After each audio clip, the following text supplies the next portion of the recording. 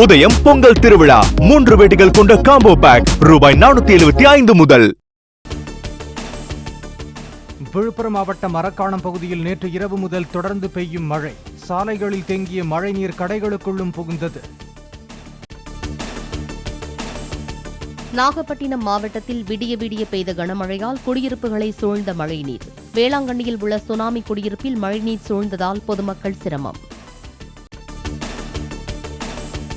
தொடர் மழையால் திருவாரூர் விஜயபுரம் அரசு தாய்சேய் மருத்துவமனையை சூழ்ந்த மழைநீர். மின்சாரம் துண்டிக்கப்பட்ட நிலையில் கர்ப்பிணிகளும் இளம் தாய்மார்களும் அவதி. திருவாரூரில் இடைவிடாத மழையால் தனியார் பள்ளி வகுப்பறைக்குள் புகுந்த தண்ணீர். வளாகம் முழுவதும் குளம் போல தேங்கி நிற்கும் மழைநீர். கடந்த 24 மணி நேரத்தில் அதிகபட்சமாக மயிலாடுதுறை மாவட்டம் சீர்காழியில் 24 சென்டிமீட்டர் மழை பதிவு. விடிய விடிய பெய்த கனமழையால் சாலைகள் குடியிருப்புகளை சூழ்ந்த மழைநீர். கனமழையால் கடலூர் மாவட்டம் சிதம்பரத்தில் தாழ்வான பகுதிகளில் சூழ்ந்த மழைநீர். கால்வாய்களின் அடைப்புகளை நீக்கி மழைநீரை வெளியேற்றும் பணியில் ஈடுபட்டுள்ள ஊழியர்கள்.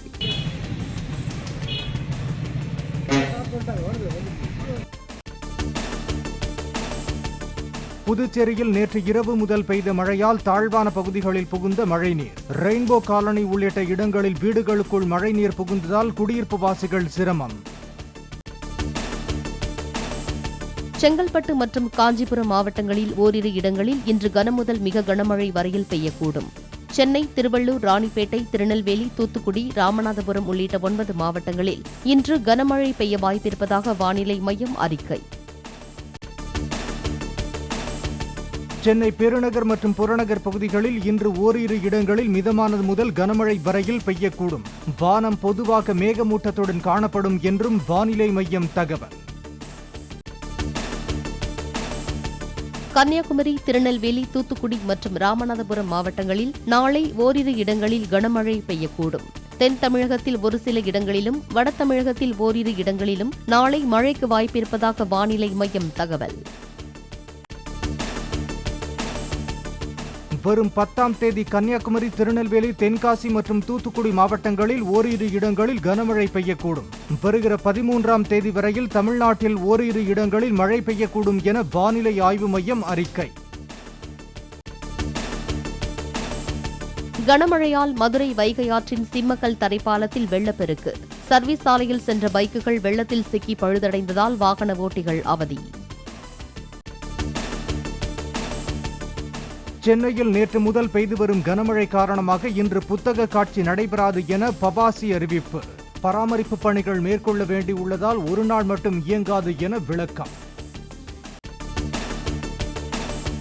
உலக முதலீட்டாளர்கள் மாநாட்டின் 2ஆம் நாள் அமர்வு தொடங்கியது. டாடா பவர் உள்ளிட்ட பல்வேறு நிறுவனங்களுடன் புரிந்துணர்வு ஒப்பந்தங்கள் கையெழுத்தாக வாய்ப்பு.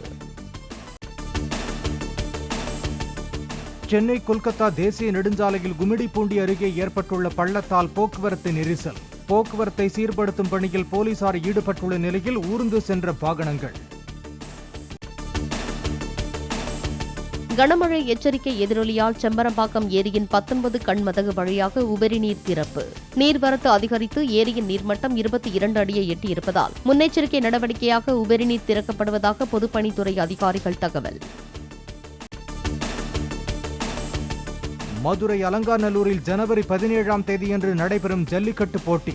முகூர்த்த கால் நடப்பட்டு பூர்வாங்க பணிகள் தொடக்கம்.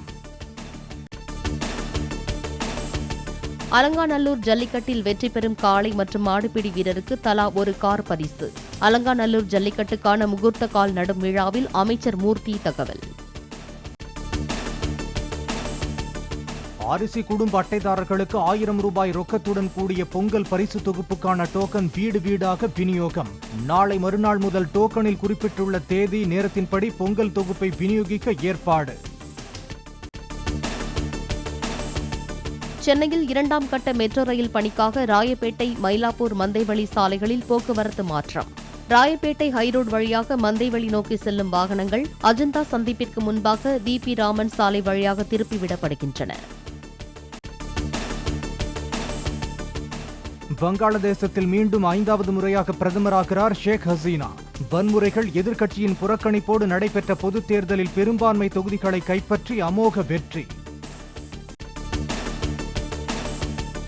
வங்கதேச நாடாளுமன்ற தேர்தலில் மகுரா தொகுதியில் இருந்து தேர்வு செய்யப்பட்டார் அந்நாட்டு கிரிக்கெட் அணி கேப்டன் ஷகில் அல் ஹசன். தம்மை எதிர்த்து போட்டியிட்டவரை விட 1.5 லட்சம் வாக்குகள் அதிகம் பெற்று வெற்றி. அமெரிக்காவின் லாஸ் ஏஞ்சலஸில் உள்ள நட்சத்திர விடுதியில் தொடங்கியது 81வது கோல்டன் குளோப் விருதுகள் விழா. திரளாக பங்கேற்ற ஹாலிவுட் நட்சத்திரங்கள் சிவப்பு கம்பள வரவேற்பு. சிறந்த படத்திற்கான கோல்டன் குளோப் விருதை வென்றது Oppenheimer. The bye and the ஹெரானுக்கு சிறந்த அனிமேஷன் படத்திற்கான விருது. ஓப்பன்ஹைமர் படத்திற்காக சிறந்த இயக்குநருக்கான கோல்டன் குளோப் விருதை வென்றார் கிறிஸ்டோபர் நோலன். அதே படத்தில் நடித்த கிலியன் மர்ஃபி சிறந்த நடிகருக்கான விருதை பெற்றார். உதயம் பொங்கல் திருவிழா 3 வேட்டிகள் கொண்ட காம்போ பேக் ரூபாய் 475 முதல்.